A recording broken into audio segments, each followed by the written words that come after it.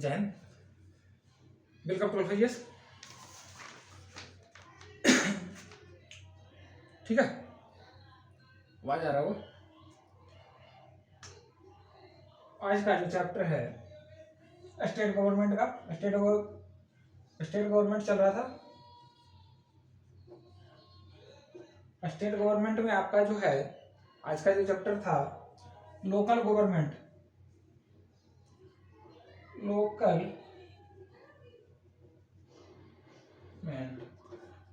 जिसको कहा जाता है स्थानीय स्वशासन। स्थानीय शासन या स्थानीय स्वशासन का भी कहीं कहीं चर्चा मिलता है। स्वशासन, ठीक है, स्थानीय स्वशासन, राइट। अब जो ये स्थानीय स्वशासन है, स्थानीय शासन, लोकल गवर्नमेंट का जो चर्चा मिलता है भारतीय इतिहास में। अगर बात करें, थोड़ा सा इतिहास पे चलना पड़ेगा, तो भारतीय इतिहास में जो लोकल गवर्नमेंट का सबसे पहले जो चर्चा मिलता है, आज से नहीं, बहुत पुराना है लोकल गवर्नमेंट भारतीय इतिहास में। तो चोलकालीन, जब इतिहास पढ़ेंगे चोलकालीन, ठीक है, चोलकालीन इतिहास है। चोलकालीन इतिहास में स्थानीय शासन का चर्चा मिलता है। उसमें नाडु था, नाडु नगरम, ग्राम, तो उसमें जो है स्थानीय शासन का चर्चा मिलता है, ठीक है। और जब भारतीय संविधान बना, तो भारतीय संविधान के मूल संविधान की अगर बात करें तो इसमें स्थानीय शासन का चर्चा नहीं किया गया था, ठीक है। वैसे अगर डेमोक्रेसी की बात की जाए, लोग स्थानीय शासन क्यों लाना चाहते हैं? स्थानीय शासन इसलिए लाना चाहता है कि स्थानीय शासन जो होता है ग्राउंड लेवल का डेमोक्रेसी है। यानी जो कहा जाता है स्थानीय स्तर का लोकतंत्र, स्थानीय स्तर का लोकतंत्र, ग्राउंड लेवल का डेमोक्रेसी, ठीक है, ग्राउंड लेवल का डेमोक्रेसी।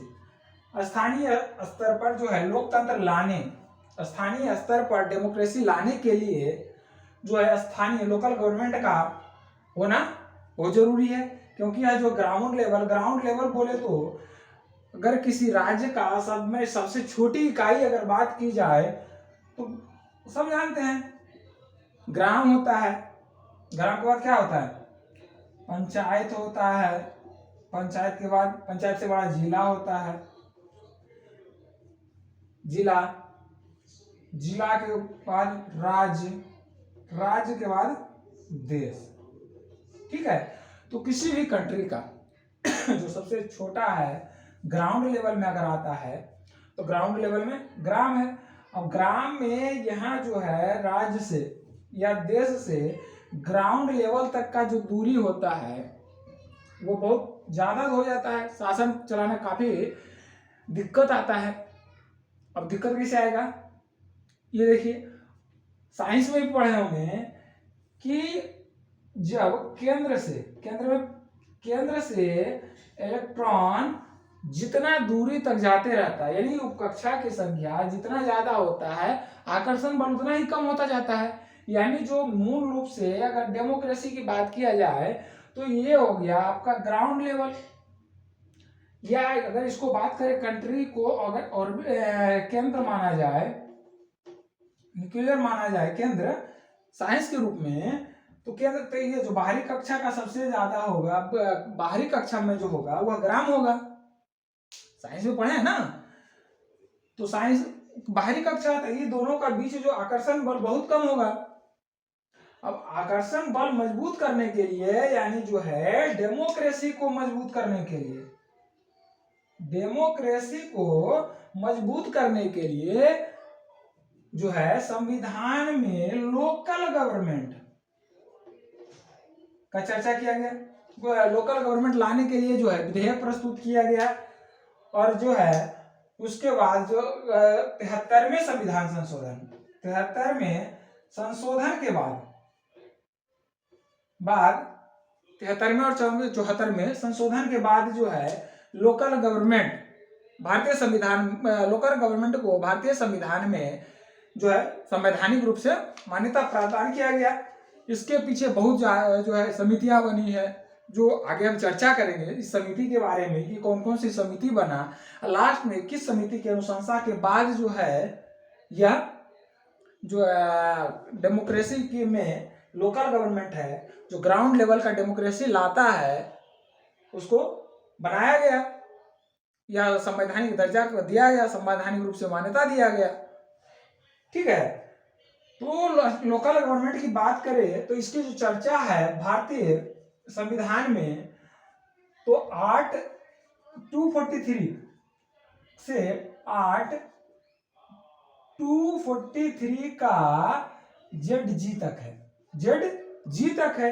इसी में आता है आपका नगर पालिका, 74वें संविधान संशोधन और 73वें संविधान संशोधन नगर पंचायत अनुच्छेद 243 में ही आ जाता है। यानी लोकल गवर्नमेंट अगर बात करें लोकल गवर्नमेंट का, तो लोकल गवर्नमेंट का जो चर्चा है आर्ट 243 में है, 243 का से लेकर के 243 जेड जी तक है। ठीक है, आगे हम चर्चा करेंगे इसके सारे पर, सारी चीजों पर, सारे पहलुओं पर हम इसको चर्चा करेंगे। ठीक है, वनडे और खासकर वनडे एग्जाम के लिए काफी महत्वपूर्ण रहेगा ऐसा जो टॉपिक है। ठीक है, लोकल गवर्नमेंट,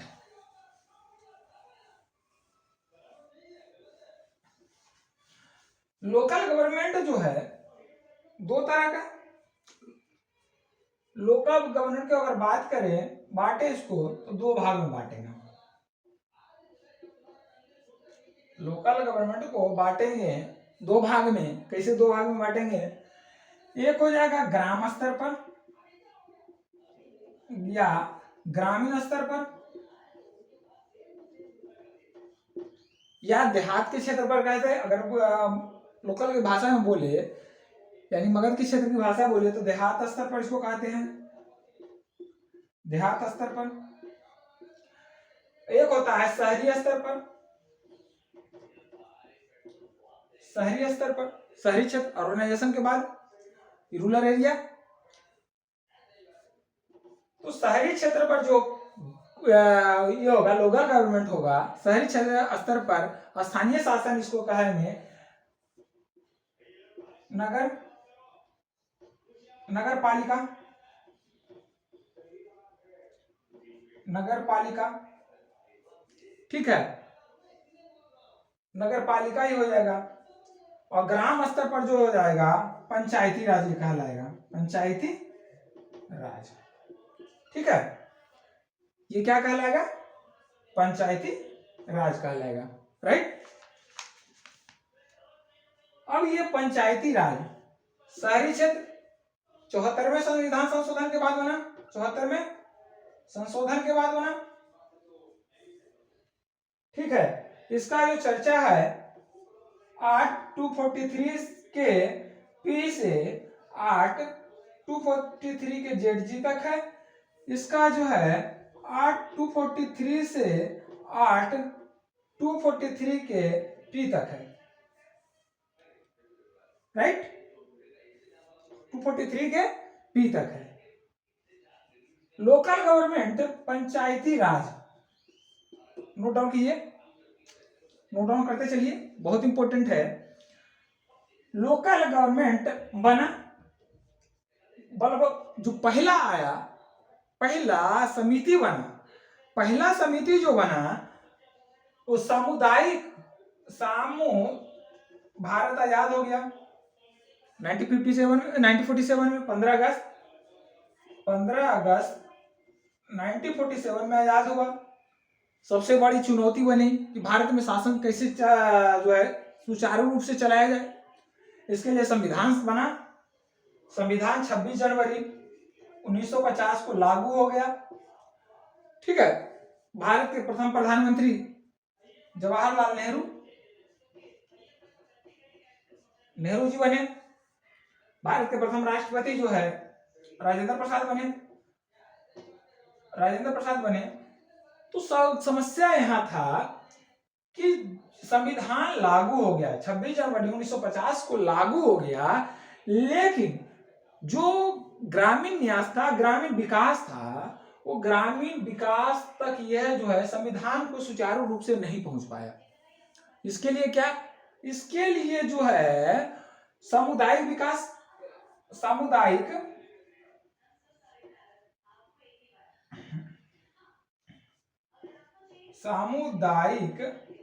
विकास परिषद, सामुदायिक विकास परिषद तथा राष्ट्रीय जो है विस्तार सेवा प्लस राष्ट्रीय विस्तार सेवा के अनुमोदन पर जो है बलवंत राय मेहता सब के अध्यक्षता में बलवंत राय मेहता समिति का गठन किया गया। बलवंत राय मेहता समिति का गठन किया गया कब, 1957 में। 1957 में गठन किया गया। 1957 में अपना ये रिपोर्ट दिए, अपना रिपोर्ट सौंपे बलवंत राय मेहता समिति का। इनका जो रिपोर्ट में था, इसका जो अनुशंसा किया गया था, इनकी इस रिपोर्ट में बलवंत राय मेहता समिति का जो था पहला, ये जो है ग्रामीण स्तर या जो है लोकल गवर्नमेंट का जो है बनाने का पहला समिति बलवंत राय मेहता समिति, जो अपनी रिपोर्ट जो है 1957 में प्रस्तुत किए।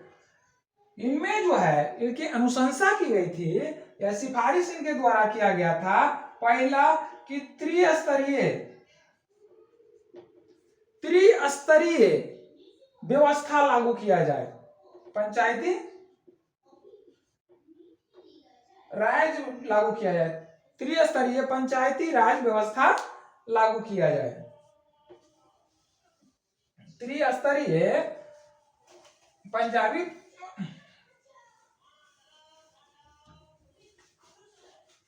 सिफारिश का देखिएगा, बलवंत राय मेहता समिति का समझने की कोशिश कीजिएगा। बहुत बार क्वेश्चन पूछा जा चुका है, बलवंत वनडे में बहुत बार क्वेश्चन पूछा जा चुका है, बलवंत राय मेहता समिति। ठीक है, बलवंत राय मेहता समिति जिन्होंने अपनी रिपोर्ट जो 1957 में सौंपी, इनकी जो अनुशंसा की गई थी, पहला त्रिस्तरीय व्यवस्था, त्रिस्तरीय व्यवस्था लागू करना, त्रिस्तरीय व्यवस्था। अब त्रिस्तरीय व्यवस्था क्या था? त्रिस्तरीय व्यवस्था था इनका, पहला ग्राम स्तर पर, ग्राम पंचायत स्तर पर, पंचायत स्तर, ग्राम स्तर और जिला स्तर, त्रिस्तरीय व्यवस्था था। ग्राम स्तर पर ग्राम पंचायत, पंचायत स्तर पर पंचायत समिति तथा जिला स्तर पर जो है जिला परिषद की अनुशंसा की है। वनडे एग्जाम में बहुत, रेलवे में भी पूछा जा चुका है, और वनडे एग्जाम में तो खैर बीपीएससी में कई बार क्वेश्चन इससे पूछा जा चुका है। ठीक है, लोकल गवर्नमेंट का अभी भी क्वेश्चन जो है आया था। फिलहाल अभी बहुत सारे एग्जाम में, 2-3 एग्जाम में जो ऐसे लोकल गवर्नमेंट से 2-3 क्वेश्चन आ चुका है। ठीक है, ग्राम पंचायत, पंचायत समिति और जिला परिषद। ठीक है, जिला परिषद। अब देखिए इसका जो है इन्होंने अनुशंसा किया, इनकी अनुशंसा के अनुसार ग्राम पंचायत का जो चुनाव होगा, चुनाव कराया जाएगा लोकल गवर्नमेंट के लिए। चुनाव जो इसका होगा ग्राम पंचायत पर प्रत्यक्ष रूप से होगा, जबकि ये दोनों सीटों पर जो होगा अप्रत्यक्ष रूप से इनके सदस्य का चुनाव होगा, अप्रत्यक्ष रूप से होगा। ये जो है इसको बनाया गया कार्यकारी निकाय,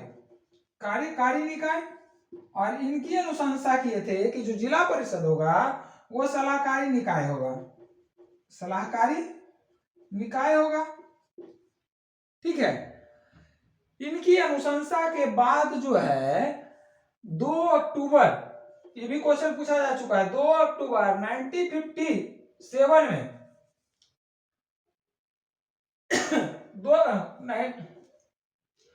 2 अक्टूबर 1959 में 2 अक्टूबर 1959 में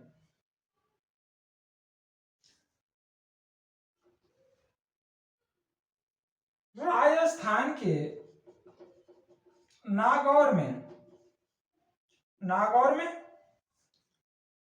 पहली बार देश में पंचायती राज व्यवस्था लागू किया गया। 2 अक्टूबर 1959 में पहली बार देश में जो है पंचायती राज व्यवस्था। 2 अक्टूबर कौन था? गांधी जयंती। ठीक है, राजस्थान के नागौर जिला है, वहां पंचायती राज व्यवस्था लागू किया गया। उसके बाद जो है 1959 में ही आंध्र प्रदेश में, एपी में लागू किया गया।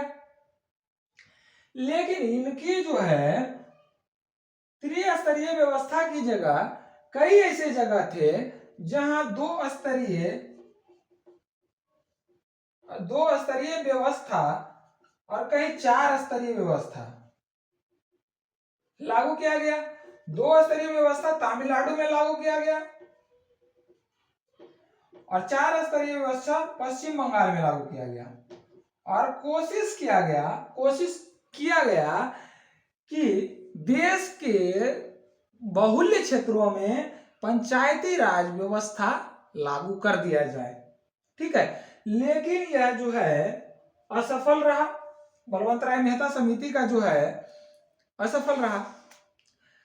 फिर उसके बाद जो है इसके ऊपर 1977 में, याद रखिएगा 1977 में, पहले नोट डाउन कीजिए,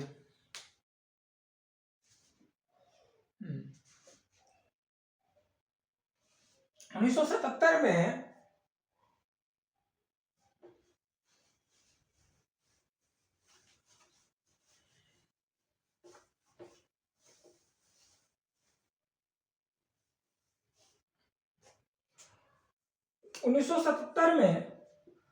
पहला बार जो कोशिश किया गया 1957 में बलवंतराय मेहता की समिति, जो काफी हद तक जो है कोशिश किया गया लागू होने का, लेकिन जो है उतना सरकार के द्वारा प्रभावी तरह से लागू नहीं किया गया, जिसके कारण जो पूरे देश में लागू नहीं हो पाया।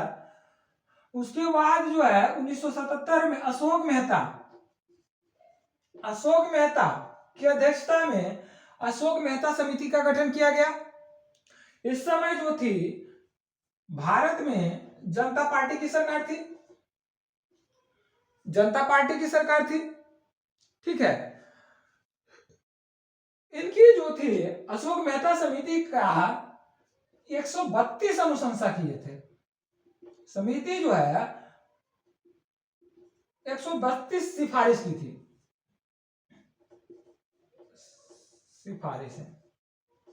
132 सिफारिश की थी, जिसमें सबसे महत्वपूर्ण सिफारिश था कि बलवंत राय मेहता समिति त्रिस्तरीय। बलवंत राय मेहता समिति क्या करते थे? त्रिस्तरीय बोले थे,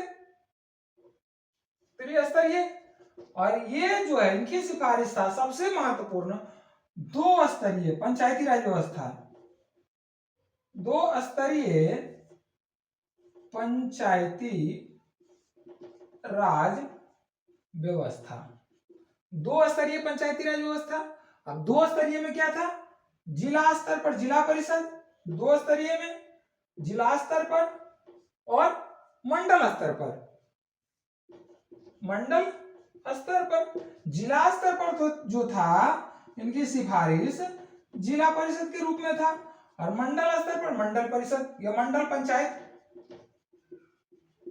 पंचायत के रूप में था। मंडल पंचायत में जो जनसंख्या निर्धारण किया गया था 15,000 से 20,000 जनसंख्या पर जो होगा मंडल पंचायत का निर्धारण किया जाएगा। ठीक है, इनका और जो सिफारिश था, राजनीतिक जो चुनाव होगा, नगर निकाय क्या बोलता पंचायत निकाय का जो चुनाव होगा पंचायती राज पर, इसमें राजनीतिक दलों का भागीदारी, राजनीतिक दलों की भागीदारी की अनुशंसा की। राज्य सरकार जो है पंचायती राज को जो है चुनाने का संस्था में अधिक्रमण किया करे।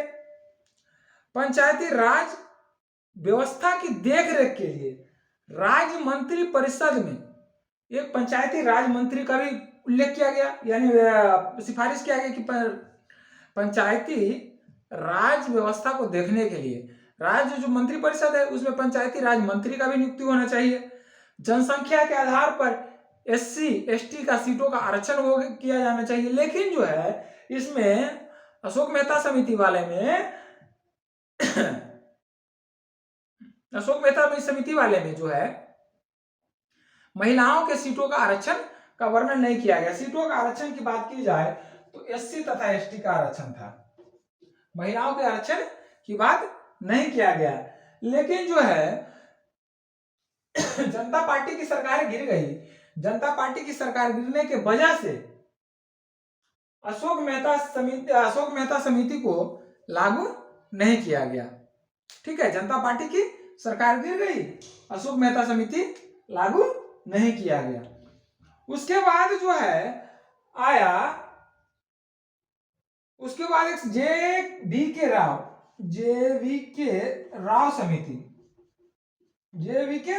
राव समिति सबसे पहले जे.वी.के. राव समिति 1985 आया, राइट। जे.वी.के. राव समिति जो था 1985 में था। इसका जो सबसे इंपॉर्टेंट था, इन्होंने कहा था बिना जड़ की घास, पंचायती राज व्यवस्था का जो था पुराना वाला वो बिना जड़ की घास कहा था। क्योंकि यह जो है नौकरशाही ब्यूरोक्रेट से पूरा प्रभावित हो चुका था। पंचायती राज व्यवस्था जो अभी तक था वो ब्यूरोक्रेट से पूरा प्रभावित हो चुका था। तो इसमें डेमोक्रेटिक कम लेकिन ब्यूरोक्रेटिक ज्यादा लग रहा था। तो इनका जो एक आलोचना था बिना जड़ की घास, तो इनका सिफारिश में जो जी.वी.के. राव का जो सिफारिश था, इन्होंने कहा था कि सबसे पहले नौकरशाही से इसको अलग करो, लोकल गवर्नमेंट को नौकरशाही से अलग करो, ब्यूरोक्रेट से अलग कर दो, पूरा डेमोक्रेटिक ही रहने दो, ब्यूरोक्रेटिक को से अलग करो। ठीक है, तो सबसे इंपॉर्टेंट जो इनका था 1985 में जी.वी.के. राव, ब्यूरोक्रेट से अलग करो। जो क्वेश्चन आने वाला है वनडे एग्जाम में, बिना जड़ की घास किसने कहा था और कारण ब्यूरोक्रेट के कारण कहा था, राइट। उसके बाद जो आया 1986 में एक समिति आया जिसको कहा जाता है एल.एम. सिंघवी समिति।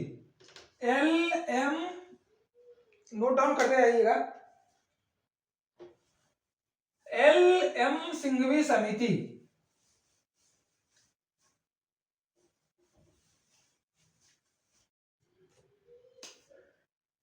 (1986) में आया एल.एम. सिंघवी समिति।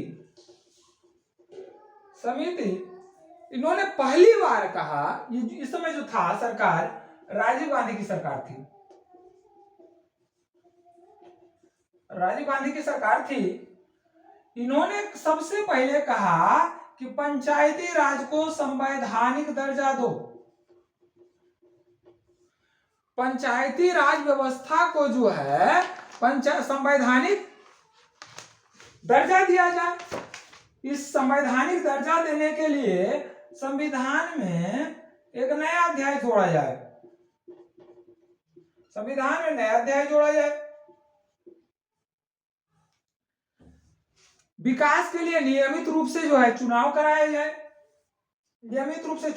जाए, ताकि जो है ब्यूरोक्रेट या जो है मोनार्की स्थापित ना हो। चुनाव कराया जाए स्वतंत्र रूप से। गांवों के लिए न्याय पंचायत की व्यवस्था कराया जाए, न्याय पंचायत की व्यवस्था कराया जाए।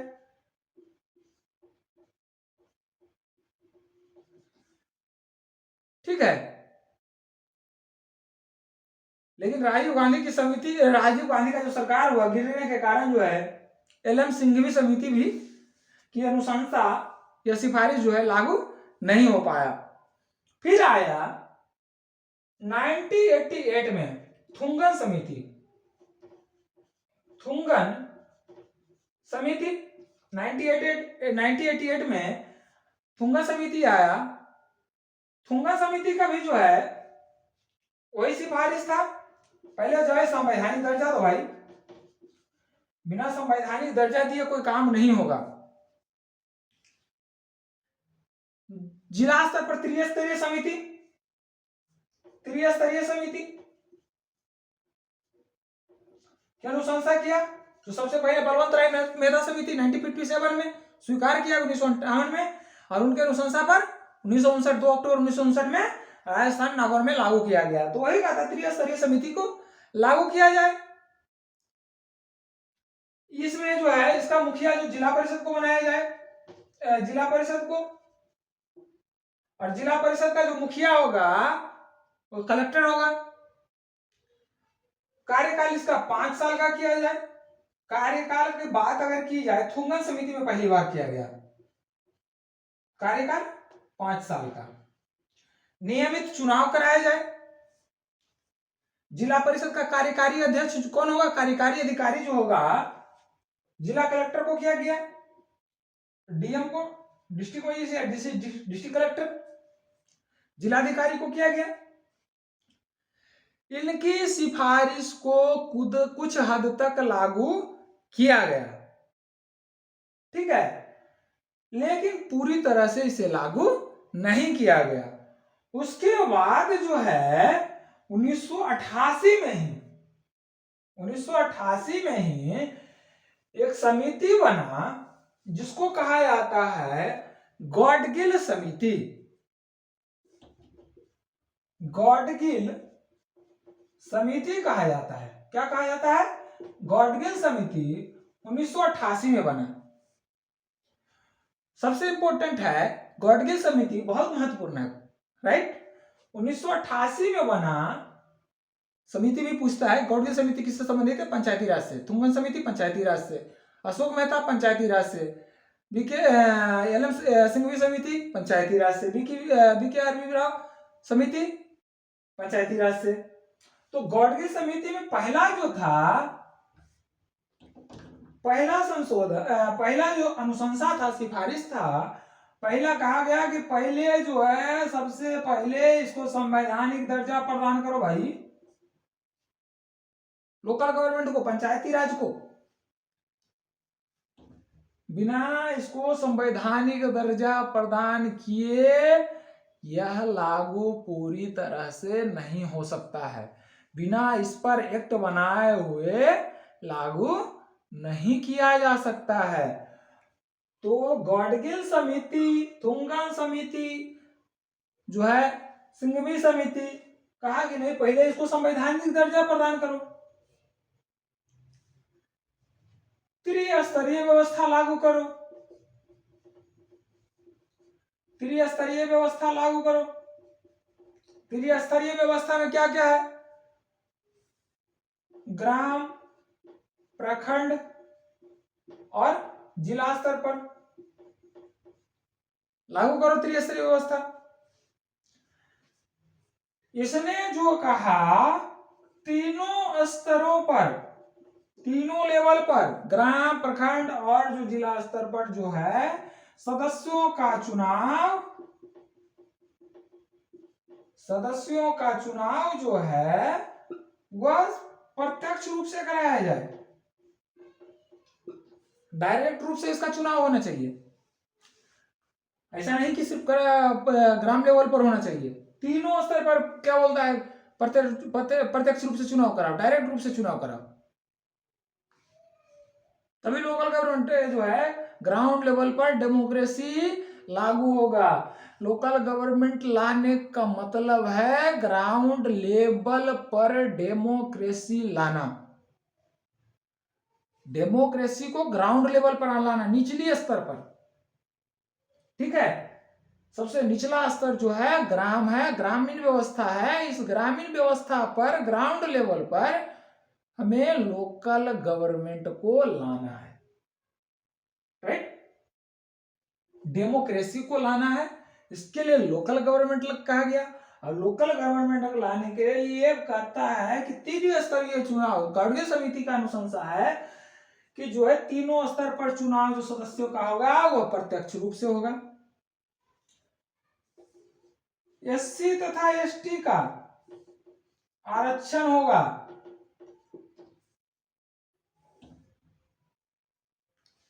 सीटों का। इसके साथ महिलाओं का भी आरक्षण दिया जाए। महिलाओं का आरक्षण दिया जाए। ऐसा नहीं है कि महिलाओं को आरक्षण नहीं दिया जाए, सिर्फ एससी एसटी का, महिलाओं का भी आरक्षण दो। पंचायती राज व्यवस्था में जो लोकल गवर्नमेंट है उसको आय के लिए केंद्र पर कितना निर्भर करे या राज्य पर कितना निर्भर करे, इसके लिए टैक्स तथा ड्यूटीज लाने का अधिकार, ड्यूटीज लगाने का अधिकार तथा वसूलने का अधिकार भी दिया जाए।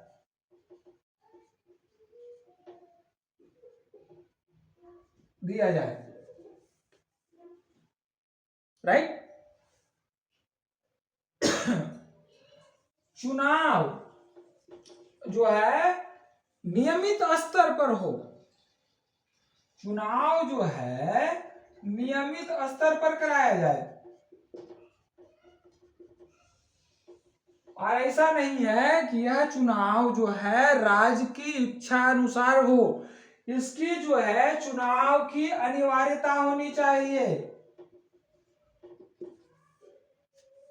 चुनाव जो है लोकल गवर्नमेंट में पंचायती राज व्यवस्था जो है उसका चुनाव राज्य सरकार पर तो होना चाहिए, लेकिन उसकी इच्छा अनुसार नहीं, उसकी जो है नियमित रूप से अनिवार्य रूप से होना चाहिए। इसमें कोई नहीं नाकर नुकर नहीं है कि नहीं लागू होगा ये चुनाव, जो नहीं है इस साल नहीं अगले साल चुनाव कराया जाएगा, ऐसा नहीं। उसकी जो है अनिवार्यता जब खत्म हो जाए समाज सेवा तो उसकी अनिवार्य रूप से चुनाव कराया जाए। ये गॉडगिल समिति का जो मुख्य अनुशंसा था, मुख्य जो अनुशंसा का मुख्य भाग है उसको ये है। उसके बाद जो है भाई अब संसद में चर्चा बना, तीन चार समितियां जो है संवैधानिकरण का दर्जा मांग रहा है, संवैधानिक रूप से पंचायती राज का दर्जा मांग रहा है, तभी इसको संवैधानिक दर्जा प्रदान करना चाहिए। तो इसके लिए जो है संवैधानिकरण का चल पड़ा, भाई इसको संवैधानिकरण किया जाए। तो संवैधानिकरण करने के लिए जो है पंचायती राज विधेयक पहली बार आया, पंचायती राज विधेयक 1989 लाया गया। इस समय जो प्रधानमंत्री थे राजीव गांधी थे, राजीव गांधी जी थे पीएम राजीव गांधी थे। यह जो संविधान पंचायती राज विधेयक 1989 64वां संविधान संशोधन कहलाया। 64वां संविधान संशोधन विधेयक, 64वां संविधान संशोधन विधेयक कहलाया। ठीक है, 1989 यह जो है लोकसभा में तो पारित हो गया। किसी भी विधेयक को एक्ट बनने के लिए लोकसभा तथा राज्यसभा दोनों में पारित होना चाहिए। तो यह जो है विधेयक लोकसभा में पारित हो गया, लेकिन राज्यसभा में इसका विरोध किया गया। लोकसभा में इनके बहुमत था, लेकिन राज्यसभा में इनका बहुमत नहीं था। राज्यसभा में इसको विरोध किया गया, फलतः यह जो है विधेयक निरस्त हो गया। क्यों? सरकार उसी समय जो है राजीव गांधी की सरकार गिर गई थी। राइट? एक मिनट।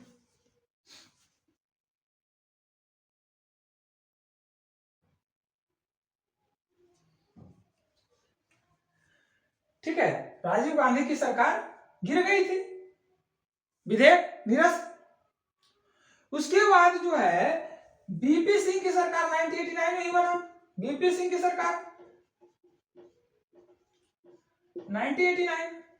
अब बीपी सिंह जी सोचे कि चलो भाई पंचायती राज को मजबूत करने के लिए हम भी एक विधेयक लाए।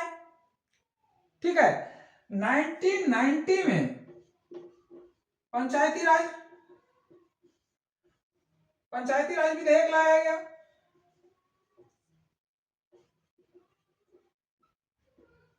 इसे भी लोकसभा में पारित हो गया, लोकसभा में, राज्यसभा में गिर गया। क्यों? बीपी सिंह की सरकार गिर गई। भाई देखो कितना दुर्भाग्य है, राजीव गांधी की सरकार गिरी, बीपी सिंह की भी सरकार गिर गई, विधेयक समाप्त, निरस्त हो गया विधेयक। उसके बाद जो है पीवी नरसिम्हा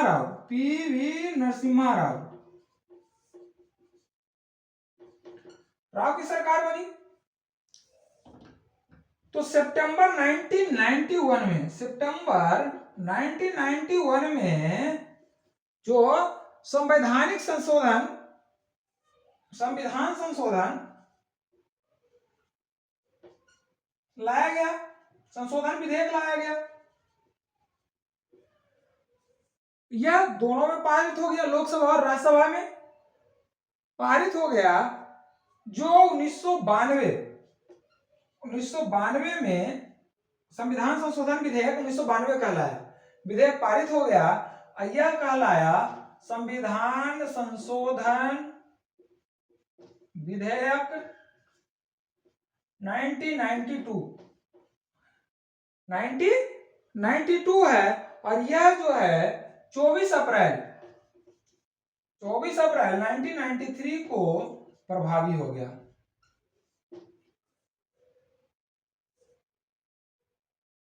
24 अप्रैल 1993 को प्रभावी हो गया।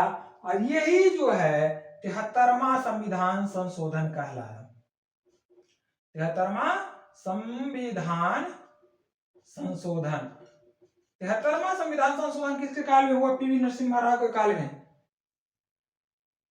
संविधान संशोधन विधेयक 1991 लाया गया, 1992 में पारित किया गया और 24 अप्रैल 1993 में यह विधेयक प्रभाव में आ गया, जिसे 73वां संविधान संशोधन विधेयक कहा गया है। यह विधेयक जो है पंचायती राज व्यवस्था से संबंधित है। पंचायती राज व्यवस्था से संबंधित है। वनडे एग्जाम के लिए बहुत सारा क्वेश्चन इससे निकलता है। ठीक है, वनडे एग्जाम के लिए बहुत सारे क्वेश्चन निकलता है। अगर मुख्य परीक्षा की बात की जाए तो मुख्य परीक्षा के लिए आपको सारे जो लिखना पड़ेगा राइट, जितना भी आपको समिति बताया हूं, पंचायती राज व्यवस्था या लोकल गवर्नमेंट का विकास के बारे में। ठीक है, पंचायती राज व्यवस्था 73वां संविधान संशोधन लाया गया। नोट डाउन कीजिए। राइट, चलिए अब 73वां संविधान संशोधन पढ़ते हैं। 73वां संविधान संशोधन बन गया पंचायती राज व्यवस्था से। उस पर देखेंगे 73वां संविधान संशोधन विधेयक 1993, संविधान संशोधन 1992 लिखो। ठीक है, 24 अप्रैल प्रभावी कब हुआ? प्रभावी 24 अप्रैल 1993 को प्रभावी हुआ।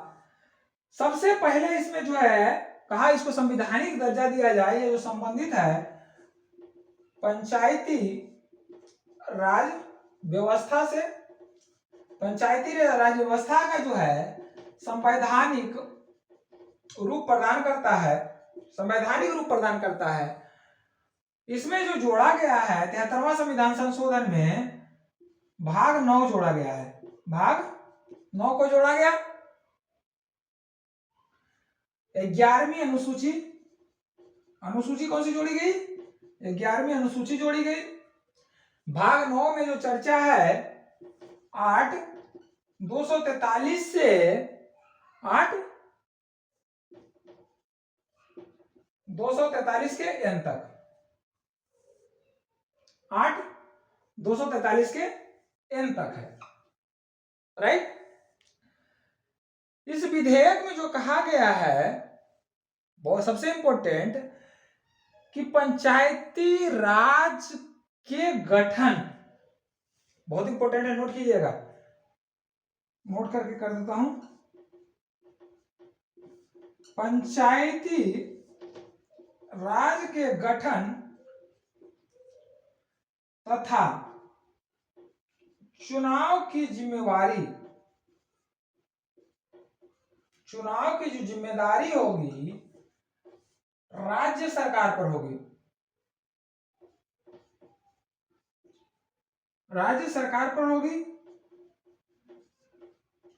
इसका जो चुनाव कराया गया, नियमित चुनाव, यानी चुनाव की जिम्मेवारी है नियमित चुनाव, इसको कर दो नियमित चुनाव की, नियमित यानी नियत समय 5 साल जो कहा गया है, नियमित चुनाव की जिम्मेवारी जो है राज्य सरकार पर होगी। यह जो है अनिवार्यता होगी, इच्छा पर नहीं, इसकी अनिवार्यता, चुनाव की अनिवार्यता, अनिवार्यता होगी, इच्छा पर नहीं होगी कि राज्य सरकार इच्छा चाहेगा तो चुनाव कराएंगे, नहीं तो नहीं कराएंगे, ऐसा नहीं है। इसका जो है जब संवैधानिक दर्जा प्राप्त किया गया तो संविधान में के भाग 9 में यह कहा गया कि पंचायती राज के चुनाव का जो है जिम्मेवारी राज्य सरकार पर होगा, राज्य चुनाव आयोग पर होगा, और यह जो चुनाव होगा अनिवार्य रूप से कराया जाएगा, राइट। इसमें जो है व्यवस्था किया गया त्रिस्तरीय व्यवस्था, त्रिस्तरीय या बलवंतराव वाला त्रिस्तरीय, त्रिस्तरीय व्यवस्था किया गया। अब त्रिस्तरीय व्यवस्था में क्या किया गया? ग्राम स्तर पर, माध्यमिक स्तर और जिला स्तर, जिला स्तर पर। लेकिन इसमें एक छूट दिया गया कि जिस राज्य की जनसंख्या 20 लाख से कम होगा वो माध्यमिक स्तर को नहीं जो है व्यवस्था नहीं किया जाएगा, माध्यमिक स्तर का गठन नहीं करेगा, वह दो स्तर तक गठन करेगा, जिला स्तर और ग्राम स्तर और जिला स्तर तक करेगा। लेकिन अगर बड़ा राज्य है तो माध्यमिक स्तर उसको करना पड़ेगा। जिसका जनसंख्या 20 लाख से कम है उसको यह छूट दिया गया कि माध्यमिक स्तर पर अपना जो है यह गठन नहीं कर सकता है, ठीक है।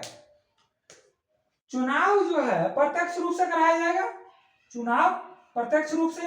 अभी जो देखते हैं ग्राम स्तर पर चुनाव होता है, जिला परिषद का चुनाव होता है, पंचायत समिति का चुनाव होता है, ठीक है। और क्या होता है? डायरेक्ट रूप से होता है, डायरेक्ट रूप से होता है कि डायरेक्ट रूप से भी होता है?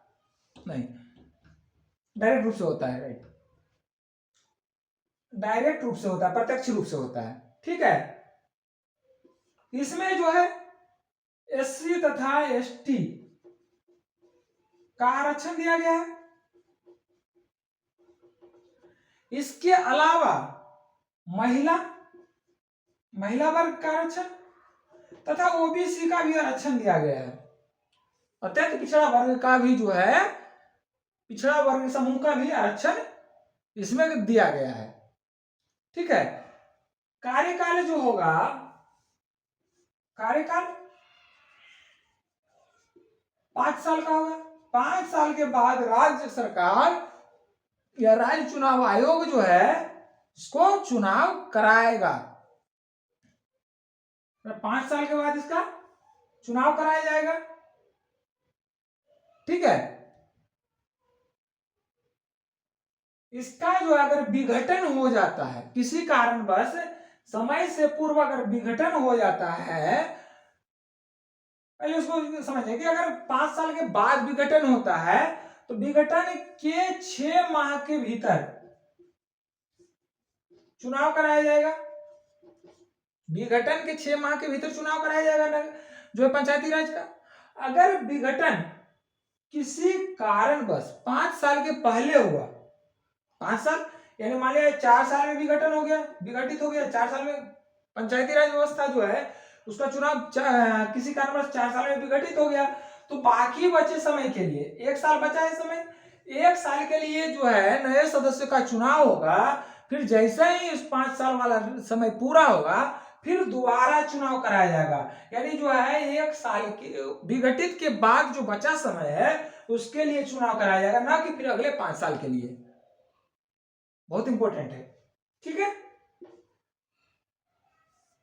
उसके बाद इसकी जो जिम्मेवारी होगी, चुनाव कराने की जिम्मेवारी राज्य निर्वाचन आयोग का होगा। राज्य निर्वाचन आयोग का, निर्वाचन आयोग का मोस्ट इंपोर्टेंट है। पंचायती राज व्यवस्था में जो चुनावी प्रक्रिया में है, सदस्यों का चुनाव जो है, सदस्य जो है, सदस्य का योग्यता क्या होगा? योग्यता सारी वही रहती है, पागल ना हो, दिवालिया ना हो, बैंकरप्ट ना हो। सबसे इंपॉर्टेंट होता है इसका जो मिनिमम एज है 21 वर्ष की व्यवस्था रखा गया है। 21 वर्ष के बाद जो है पंचायती राज व्यवस्था में चुनाव लड़ सकता है। यानी चुनाव लड़ने के लिए पंचायत राज में 21 वर्ष रखा गया है। ठीक है, वयस्क के लिए 18 वर्ष, लेकिन 21 वर्ष के बाद यह जो चुनाव लड़ सकता है।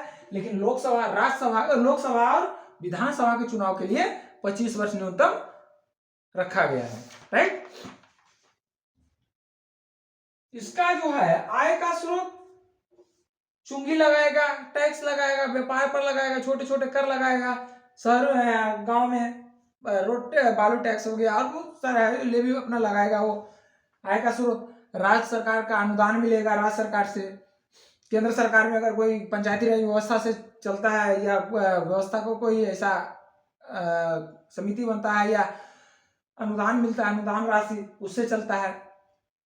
ठीक है, ये पंचायती राज व्यवस्था का हुआ। इसका जो चर्चा है, ठीक है, अब इसका एक बार हम चर्चा कर लेंगे कि 8 अनुच्छेद जो सबसे इंपॉर्टेंट है वनडे के लिए, सारे 8(243) से उस पर एक बार नजर डाल लेंगे। ठीक है, देख लीजिएगा। लगभग जो है कवर पंचायती राज हो गया है, इससे कोई क्वेश्चन छूटना नहीं चाहिए। 8(243) परिभाषा दिया गया है 243 के। ए ग्राम सभा 243 है, लिखिए। बी में दिया गया है पंचायत का संविधान। सी में दिया गया है पंचायती राज। डी में दिया गया है सीटों का आरक्षण, पंचायती राज का कार्यकाल। एफ सदस्य की योग्यता 21 से कम होगा, शक्ति का प्राधिकरण तथा उत्तराधिकार। जी में दिया गया है 243 का। अभी जो क्वेश्चन दिया था बिहार एसएससी का 243 का। एच में पंचायती राज का करारोपण दिया गया था। आई में वित्तीय समीक्षा के लिए जो है वित्त आयोग का गठन किया गया। जे में लेखांकन है। और जो है 243 का के में पंचायती चुनाव है जो 5 साल के लिए क्या राज्य सरकार पर निर्भर करेगा, राज्य निर्वाचन आयोग पे। एल में संघीय क्षेत्रों का चुनाव है, संघीय क्षेत्रों में पंचायती राज व्यवस्था होगा पूरे देश में। और ओ है जो है ओ में चुनावी मामलों में न्यायिक हस्तक्षेप का वर्णन किया गया है। ये जो है हमारा रहा पंचायती राज व्यवस्था का चैप्टर, बहुत इंपॉर्टेंट है। ठीक है, इसको कवर किया गया। लोकल गवर्नमेंट का बहुत इंपॉर्टेंट चैप्टर था, इसमें बहुत सारे क्वेश्चन बनते हैं। ठीक है, अगला जो चैप्टर रहेगा जो है लोकल गवर्नमेंट का पार्ट 2 जो रहेगा आपका दूसरा भाग है नगर पालिका वाला, नगर पालिका के स्तर पर। तो अगले क्लास में क्या करेंगे, ठीक है।